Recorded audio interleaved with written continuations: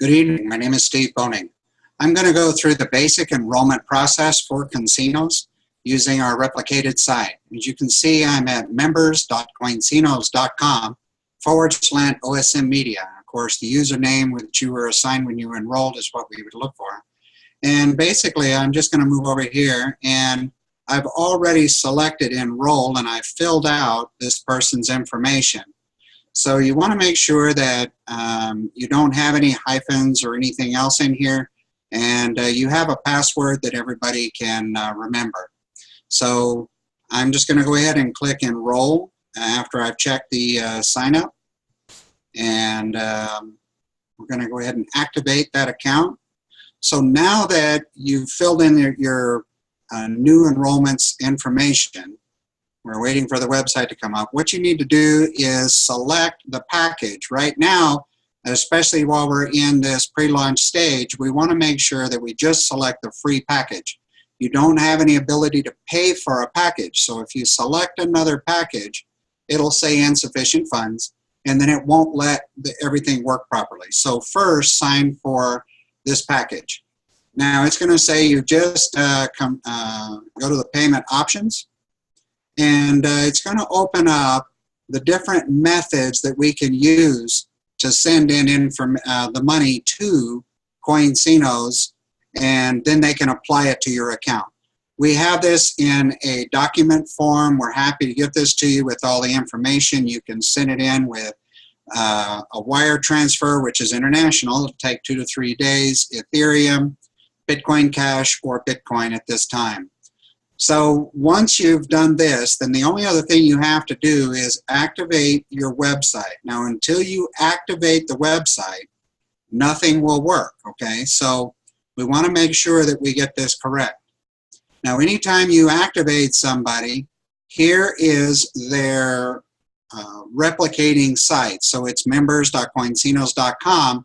In this case, Patricia is her enrollment name.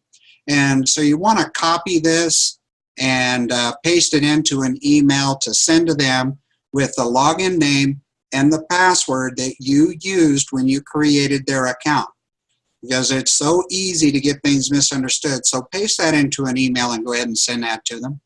We are required to put in a mobile phone number.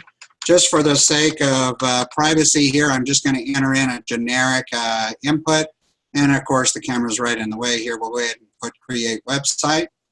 And this will set them up. Now, you're going to go ahead and see what the back office looks like. And boom, we're in.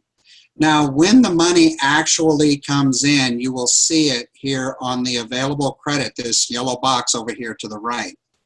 And then you'll do the product purchase and go from there. Now that you have enrolled this person, the next step, of course, is actually to log out and come in as the sponsor, okay? So I'm going to go ahead and log in on that person so that we can then place that member into the tree. So we're just waiting a little bit for the internet to catch up. And so in this case, it's OSM. I'm going to go ahead and log in.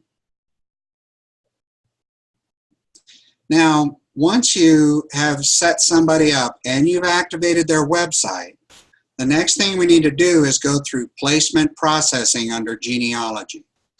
Now, you can do multiples, but in this case, we actually have 2 people here that we need to activate. So that you can see this, I'm going to go ahead and activate both. So this was another gentleman that he brought aboard. We're going to go ahead and place that person. And we have to find that person on the tree. Now, these trees get very large. You can zoom in and zoom out.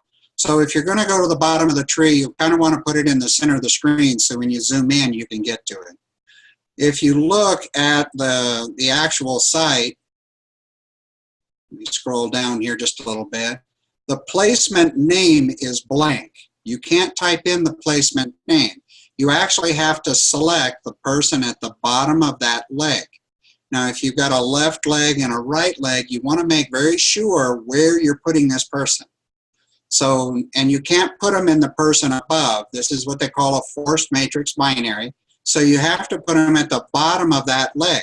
Well, if you look now, I, Jeffrey R1 is actually in the placement side. So I'm going to scroll down. Now we're actually putting this person on the right-hand side.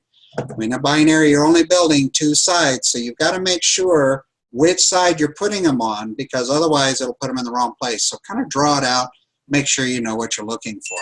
So I'm going to click on place, and now that placement was successful. I'm going to say OK.